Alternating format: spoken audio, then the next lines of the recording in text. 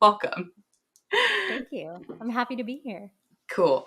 I what the thing that I'm most curious about is, coming from your background, which I don't know, how did you end up in this such a niche space, right? Like this is about as niche as it niches. How did you end up here? And what kind of drew you to it, I suppose? So it really happened by accident. I am from a small town in the Midwest, and if anybody has any exposure to the military, has joined the military or anything like that, you know how they do things. Like the recruiter shows up and they're like, "Come join the military. We'll show you the world and you'll get paid." And when you're living in a town that is so small that you essentially do your entire kindergarten, grade school, middle school, and high school on the same block, that sounds amazing. And so there's a typical story, right? Recruiter comes in, and I fell into a job that I really didn't know what it was, but it ended up being something called nutrition care. And so, nutrition care technicians for the Army, essentially, what they are is they're glorified hospital cooks.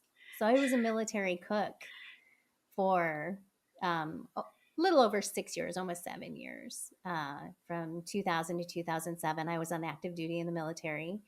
And I loved it. I had some crazy experiences that I didn't realize would be unique, right? So I was in the military during the early years of the GWAT, and I deployed a couple of times with the unit I was with. And um, I really look fondly back on those memories.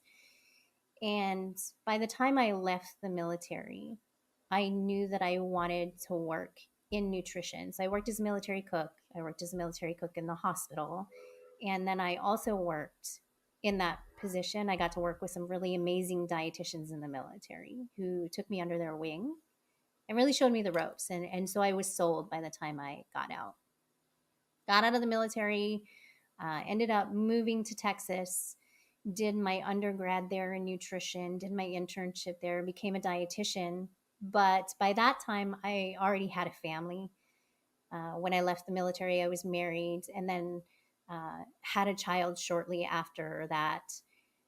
Finished school, became a dietitian. So I couldn't work like the traditional dietitian jobs, sports dietitian jobs.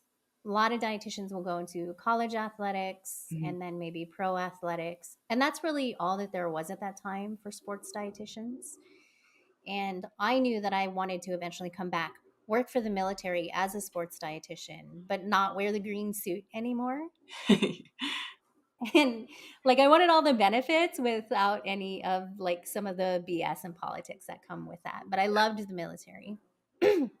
And so at this time, unbeknownst to me, this was when special operations was starting to stand up their human performance programs. And I worked as a civilian dietitian in a lot of different places. I worked in fitness. I worked as a personal trainer and dietitian for a short time. I did get to work for a local city municipality. So that's really where I got my first taste of working with police officers, firefighters, and that side of the tactical house. Did a short stint in clinical management. And then when the Army's H2F program was stood up, I applied for the pilot and was accepted onto that. And so had finally come full circle to fulfill my dream of working for the military as a civilian dietitian in human performance.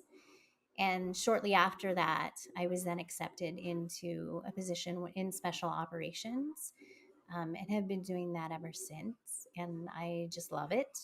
Um, I think coming from the military, but then also being married to a special operations service member has, and then working in special operations, I always joke with people. I'm like, I was educated by the military. I was in the military. My parents actually served for a short time in the military.